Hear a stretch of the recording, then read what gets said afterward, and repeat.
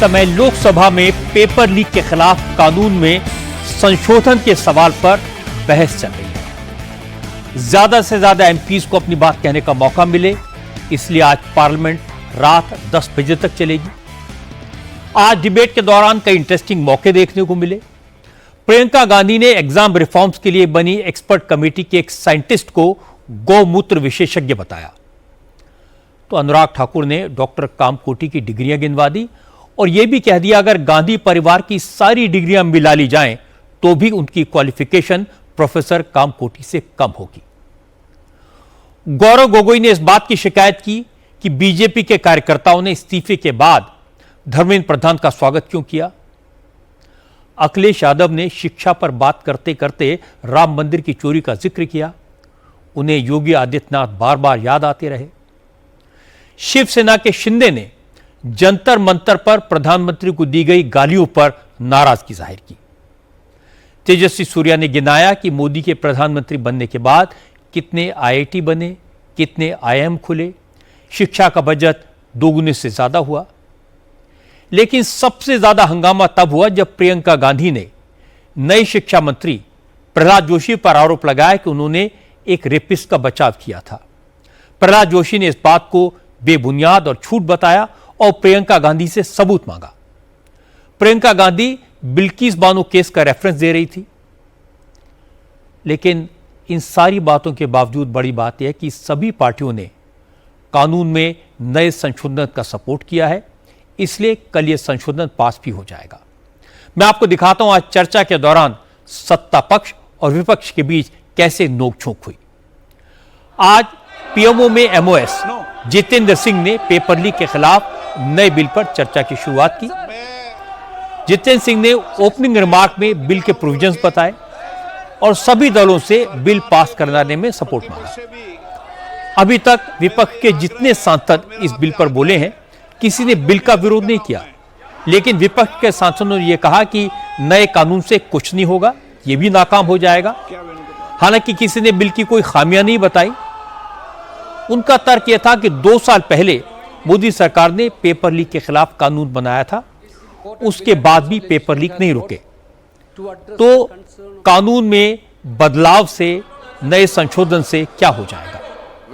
हालांकि जितेंद्र सिंह ने पहले ही साफ कर दिया था कि सरकार पेपर लीक रोकने और एंट्रेंस एग्जाम में किसी भी तरह की गड़बड़ी रोकने के लिए हर मुमकिन कोशिश कर रही है। 2 साल पहले भी इसी नीयत से कानून बनाया गया था, लेकिन इसके बाद भी पेपर लीक हुए तो सरकार ने कानून में बदलाव करने का फैसला किया, इसे और सख्त बनाने का फैसला किया, क्योंकि मोदी सरकार अपनी गलतियों से सीखती है। सरकार किसी मुद्दे को ईगो इश्यू नहीं बनाती। जितेंद्र सिंह ने कहा कि नए कानून में पेपर लीक कराने वालों को ज्यादा सजा मिलेगी। कोर्ट का फाइनल फैसला 5 महीने में आ जाएगा, इससे अपराधियों के मन में खौफ पैदा होगा। लेकिन कांग्रेस की तरफ से गौरव गोगोई ने कहा कि यह सब हवाई बातें हैं। 2024 के कानून के तहत किसी अपराधी को सजा नहीं मिली, जितने पकड़े गए सबको जमानत मिल गई, इसलिए सजा बढ़ाने से कोई फर्क नहीं पड़ेगा। इस बिल से जिसमें आपने पेनल्टीज बढ़ा दिए, पनिशमेंट बढ़ा दिए, इससे हमारा शिक्षा विभाग नहीं सुधरेगा। जो 2024 के नीट यूजी पेपर लीक पे जो तहकीकात हुई, जो इन्वेस्टिगेशन हुआ, मैं पढ़ना चाहता हूं उसकी स्थिति आज क्या है कि जो 45 व्यक्ति थे जो चार्जशीट हुए थे नीट यूजी 2024 पेपर लीक के मामले में, 45 में से 44 को बेल मिल चुका है। यह है इनकी गंभीरता। जो मूल व्यक्ति है जिसको मास्टरमाइंड कहा जाता है, संजीव मुखिया, 11 महीने तक वो फरार था। 11 महीने तक सरकार उसको पकड़ नहीं पाई। अप्रैल 2025 में वो फाइनली उसका गिरफ्तार हुआ और फिर उस मामले में उसको बेल मिल गया। तो ये कानून उस समय भी विफल था और ये कानून जिस मंशा से आज ला रही है, आज भी ये विफल होगा। ये कानून आपकी विफलता का स्मारक है, क्योंकि ऐसे कानून 2024 के में लाने के पश्चात भी 2026 में तो लीक हुआ ना सर।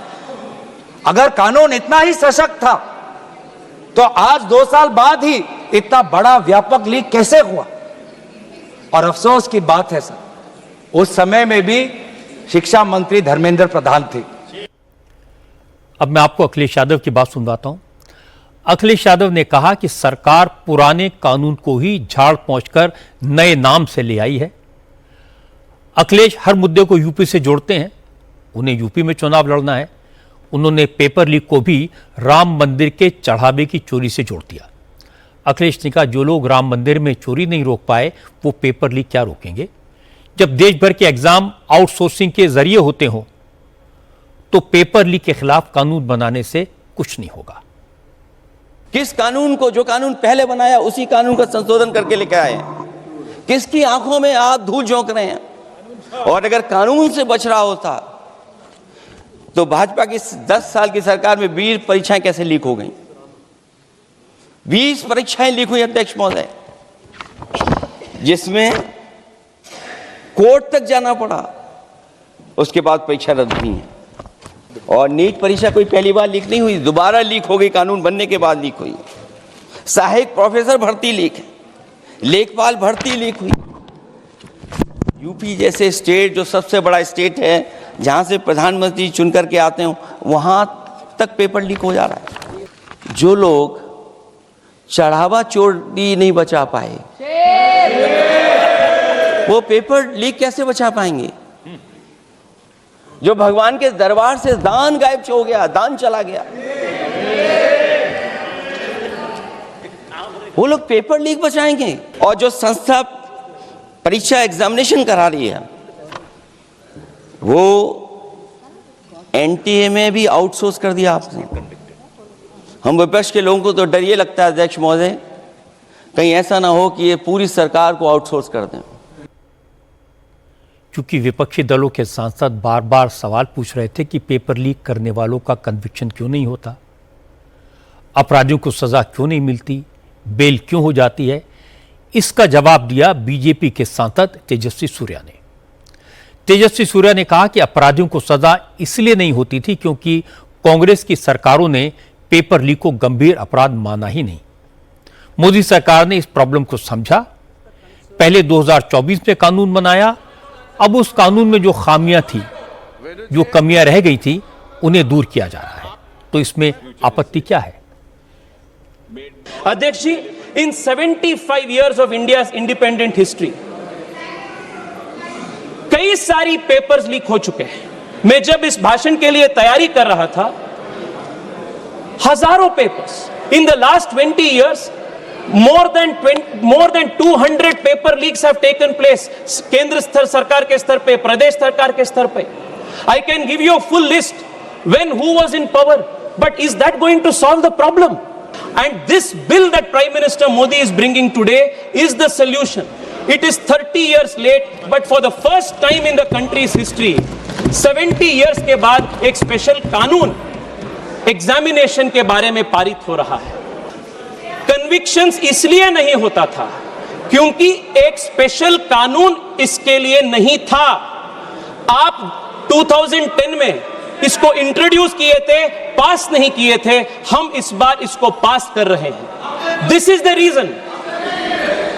70 इयर्स में, in 70 years of the country's history, this is the first time a special law to criminalize was passed in 24 and is being strengthened now in 26. आज एंटी पेपर लीक बिल पर बहस के दौरान विपक्ष के ज्यादातर members के निशाने पर धर्मेंद्र प्रधान रहे। असल में धर्मेंद्र प्रधान शिक्षा मंत्री के पद से इस्तीफा देने के बाद कल जब पहली बार पार्लियामेंट पहुंचे थे, उस वक्त संसद भवन परिसर में बीजेपी के सांसदों ने धर्मेंद्र प्रधान का स्वागत किया था, उन्हें पगड़ी पहनाकर संसद के अंदर ले गए थे। इसे आज विपक्ष के सांसदों ने मुद्दा बनाया। प्रियंका गांधी ने कहा कि धर्मेंद्र प्रधान के शिक्षा मंत्री रहते हुए कई पेपर लीक हुए, उन्हें इस्तीफा देना पड़ा और बीजेपी सांसद उनका स्वागत कर रहे हैं, ये शर्मनाक है। प्रियंका ने कहा कि बीजेपी नेताओं की हरकत प्रदर्शनकारी छात्रों के जख्मों पर नमक छिड़कने जैसा था। और इसके बाद प्रियंका गांधी ने नए शिक्षा मंत्री प्रहलाद जोशी पर भी आरोप लगा दिया। प्रियंका ने कहा कि प्रहलाद जोशी ने एक जमाने में रेपिस्ट का बचाव किया था। प्रहलाद जोशी पर प्रियंका गांधी के आरोपों से सत्ता पक्ष के सांसद भड़क गए। मंत्रियों ने भी उनके बयान पर कड़ी आपत्ति जताई। Parliamentary affairs minister Kiren Rijiju और निशिकांत दुबे ने स्पीकर से कहा कि या तो प्रियंका अपनी बात को ऑथेंटिकेट करें, वरना प्रियंका गांधी के बयान को रिकॉर्ड से हटाया जाए। इसके बाद प्रहलाद जोशी खड़े हुए। उन्होंने कहा कि प्रियंका गांधी का आरोप झूठा है, बेबुनियाद है, उन्हें माफी मांगनी चाहिए, लेकिन प्रियंका ने कह दिया वो अपनी बात का सबूत देंगी। उनको पहले ऑथेंटिकेट करने कहिए सर, ऑथेंटिकेट करेंगे उसके बाद वो आगे बढ़ेंगे, ऐसे नहीं होगा। पहले ऑथेंटिकेट करने दो सर, उनको ऑथेंटिकेट करने के लिए कहिए, ऑथेंटिकेट करने कहिए उनको। सर प्रियंका जी को ऑथेंटिक करना चाहिए, ऑथेंटिकेट करना चाहिए। और जो मिस इन्फॉर्मेशन कर रहे हैं, नहीं तो मिस इन्फॉर्मेशन के लिए कार्रवाई करना चाहिए सर। ये क्या कुछ भी बोल के चल सकते हैं क्या? और procedure for the minister the correcting the mistake 114 में अगर वो आपने जो रूल का जिक्र किया 353 में, मुझे कोई नोटिस नहीं दिया है, मैं इधर प्रेजेंट हूँ और मैंने ऐसे कैसे बिना ऑथेंटिकेशन बोल सकते हैं, मुझे बिना नोटिस दिए हुए। इसलिए मैं इसको खंडन करता हूँ और उसको एक्सपेल करना चाहिए और उनको माफी मांगना चाहिए। जो प्रहलाद जोशी जी ने बिल्किस बानो के बलात्कारियों की रिहाई पर जो बयान दिए, उसका प्रमाण मैं आपको दे दूंगी, मैं भेज दूंगी। लोकसभा से बाहर आने के बाद भी प्रियंका गांधी अपनी बात पर डटी रही। यहां उन्हें राहुल गांधी का भी साथ मिला। प्रियंका और राहुल ने कहा कि प्रहलाद जोशी ने बिल्किस बानो केस में रेपिस्ट का बचाव किया था और उन्हें शिक्षा मंत्री बनाने पर सरकार को शर्म आनी चाहिए। The BJP puts a man who is a defender of rapists. That's the most filthy type of man. There can be no filthier man than somebody who says that rapists need protection. That is the education minister of India today. It's strange. It's a strange reaction from the Prime Minister that there are so many people in his cabinet. He could have chosen any one of them, but he chooses a person who protects rapists. It's quite amazing. लेकिन राहुल और प्रियंका ने अपनी बात का कोई सबूत नहीं दिया, इसलिए मामला यहीं खत्म नहीं हुआ। प्रहलाद जोशी पीयूष गोयल और निशिकांत दुबे के साथ स्पीकर ओम बिरला से मिले, प्रियंका गांधी की शिकायत की और थोड़ी देर बाद यह बताया गया कि प्रियंका गांधी की स्पीच के विवादित हिस्से को सदन की कार्रवाई से एक्सपंज कर दिया गया है, निकाल दिया गया है। आज लोकसभा में बहस के दौरान स्टूडेंट प्रोटेस्ट पर लाठीचार्ज और जंतर मंतर में जैन जी की तरफ से प्रधानमंत्री को दी गई गालियों का भी जिक्र हुआ। प्रियंका गांधी ने पूछा कि जब स्टूडेंट जंतर मंतर पर पीसफुल तरीके से प्रोटेस्ट कर रहे थे तो उन पर लाठी, आंसू गैस और पैलेट गन क्यों चलाई गई? क्या होम मिनिस्टर बताएंगे कि छात्रों पर इस तरह की ज्यादती का ऑर्डर किसने दिया था? कि क्या जरूरत थी एक मासूम बच्ची पर इस तरह दमन करने की? क्या जरूरत थी उन छात्रों पर आंसू गैस चलवाने की, उन पर लाठियां बरसाने की, उन पर वाटर कैनन्स चलवाने की? क्या जरूरत थी उन नौजवान लड़कियों को जलील करते हुए उनके कपड़े फाड़ने की, उनको बेरहमी से गंदी तरह पिटवाने की? देश के युवाओं पर पैलेट गन्स और AK-47 चलवाने की क्या आवश्यकता थी? क्या वे आतंकवादी थे? क्या आतंकवादी हैं? टेररिस्ट हैं? हाँ, कांग्रेस बोल रही है। हाँ, कांग्रेस बोल रही है।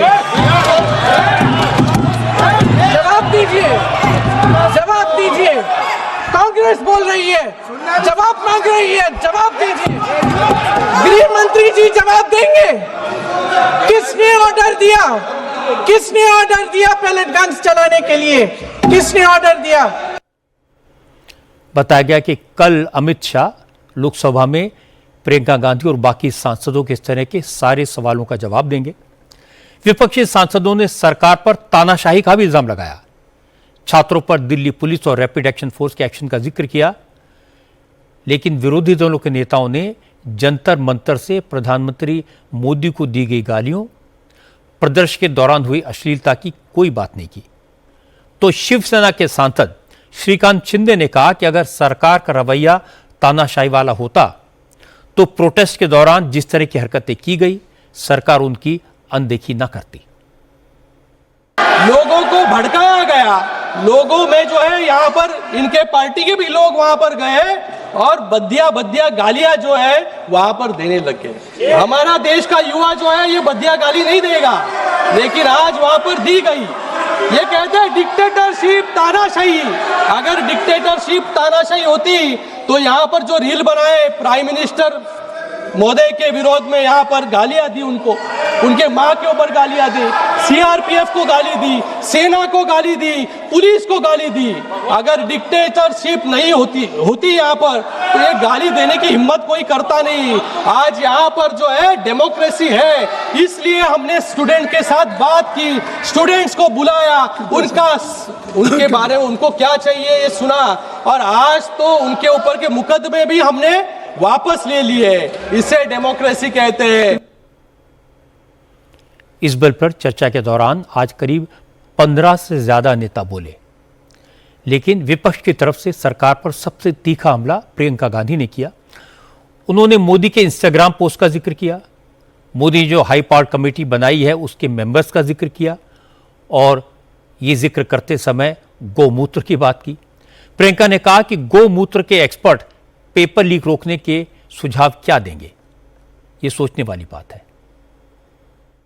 अध्यक्ष महोदय, आदरणीय प्रधानमंत्री महोदय जी को आपके माध्यम से मैं कहना चाहती हूं कि शायद उन्हें अपने सलाहकार बदलने चाहिए। वे असलियत से एकदम टूट चुके हैं। नई कमेटियां बनाने से काम नहीं चलेगा। उनका अध्यक्ष चाहे कोई भी हो, राधा कृष्ण कमेटी भी व्यवस्था में सुधार लाने के लिए बनी थी, आज तक उसकी एक सिफारिश लागू नहीं हुई है। और इस नई कमेटी में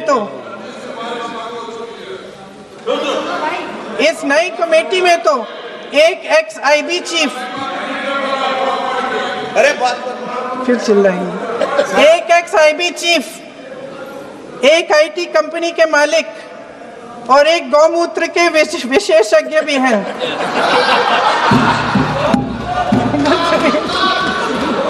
तो सच है क्या? इन्हें शिक्षा के बारे में क्या पता जी? सच है। आप आज मेरे से नाराज हो रहे हैं, पर मुस्कुरा लीजिए। तो आपने भी चुनाव लड़ा।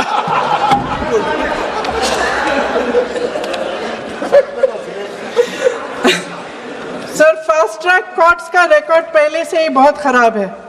वैसे भी कल की सुनवाई में सीबीआई का वकील पेश ही नहीं हुआ। संसद में विपक्ष को दोषी ठहराने से, खोखले राजनीतिक खेल खेलने से काम नहीं चलेगा। आप जेन जी का भरोसा वापस जीतना चाहते हैं तो नए एंगल से, अपने फोन से नए वीडियो बनाने से नहीं होगा।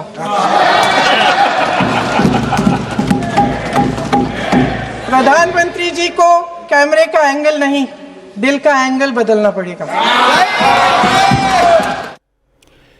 प्रियंका गांधी ने गौमूत्र की बात की तो अनुराग ठाकुर ने प्रियंका को जवाब दिया। अनुराग ठाकुर ने कहा कि भारतीय सभ्यता और संस्कृति का मजाक उड़ाना कांग्रेस की आदत है। आज सारी दुनिया गाय और गोबर पर रिसर्च कर रही है, लेकिन जब यही काम एक इंडियन साइंटिस्ट करता है तो राहुल और प्रियंका को परेशानी होती है। एक बहुत बड़े प्रोफेसर आईआईटी मद्रास के प्रोफेसर वी कामाकोटी जी के बारे में उन्होंने जो टिप्पणी की, मुझे तो लगता था प्रियंका गांधी जी कुछ अच्छा कहेंगी। उन्होंने कहा ये गौमूत्र के विशेषज्ञ हैं। तो गांधी परिवार की सबसे बड़ी समस्या ये है कि वो भारत की परंपराओं को ना तो समझते हैं और ना ही समझने का प्रयास करते हैं, बल्कि उनका उपहास उड़ाते हैं। जिन पर दुनिया शोध कर रही है, कांग्रेस उन पर तंज कस रही है। देश के प्रतिष्ठित प्रेस्टिजियस साइंटिस्ट जो भारतीय ज्ञान परंपरा का अध्ययन करना चाह रहे हैं, कांग्रेस उनका मजाक उड़ाती है। ये हमारी संस्कृति, हमारे समाज और हमारे साइंटिस्ट के साथ सदा कांग्रेस यही करती रही। लेकिन वैज्ञानिक होने का मतलब यह नहीं कि आप अपनी सभ्यता और समाज से कट जाएं, आप अपनी परंपराओं को ना जानें। डॉक्टर कामकोटी जी आधुनिक विज्ञान के शिखर पर है। एक तरफ आर्टिफिशियल इंटेलिजेंस के एक्सपर्ट हो सकते हैं तो दूसरी ओर गौमूत्र पर भी अध्ययन कर सकते हैं, इस पर रोक नहीं है। अपनी जड़ों से जुड़ने पर कांग्रेस को परेशानी है। मुझे तो लगता था प्रियंका गांधी जी राहुल गांधी जी से थोड़ी बेहतर होंगी, बहन भाई से थोड़ी बेहतर लगती थी, कम से कम हंस तो लेती थी। लेकिन आज जो आईआईटी मद्रास के डायरेक्टर के ऊपर तंज कसा, मैं ये कहूंगा भाई बहन एक जैसे लगते हैं, एक ही वनस्पति पर हैं।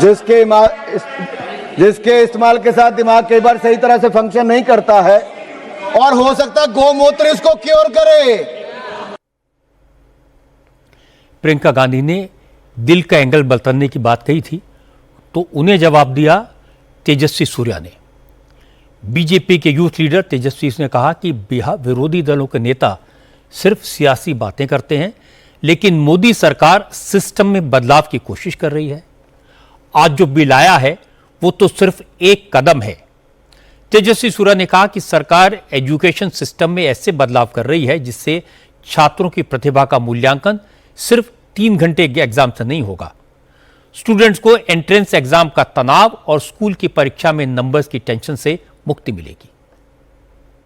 एक दिन का 3 घंटे का परीक्षा किसी का फ्यूचर आने वाले दिनों में डिसाइड नहीं करेगा।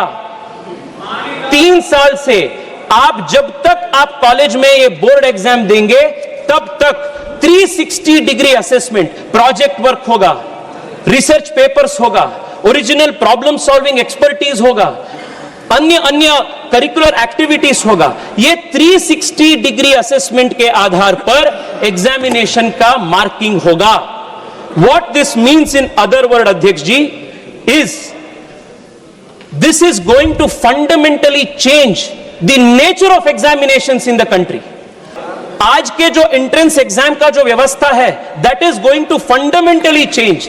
और मैं पुनः दोहराना चाहता हूं, a broken examination system is only a symptom and it is symptom of a broken education system, and that education system is what is being fixed today by the National Education Policy 2020।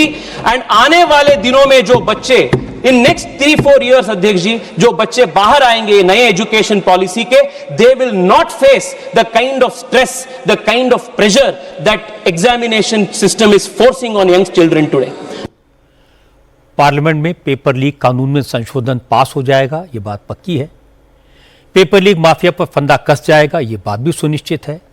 सरकार की तरफ से जितने speaker बोले सबने दावा किया कि पेपर लीक रोकने के लिए कोई कसर नहीं छोड़ी जाएगी। सरकार की नीयत भी साफ है, नीति भी साफ है। विपक्ष के ज्यादातर नेताओं का फोकस जंतर मंतर पर था, पुलिस की लाठी गोली पर था, सरकार को घेरने पर था, प्रधानमंत्री मोदी की नई जनरेशन को अप्रोच करने की कोशिश पर था। राजनीतिक दांव पे चलना स्वाभाविक है, लेकिन इस समय आवश्यकता इस बात की है कि एग्जामिनेशन सिस्टम के प्रति स्टूडेंट्स और पेरेंट्स का भरोसा कायम हो। सरकार यह इंश्योर करे कि पेपर लीक और नकल से छुटकारा मिलेगा और स्टूडेंट्स को एक लेवल प्लेइंग फील्ड मिलेगी।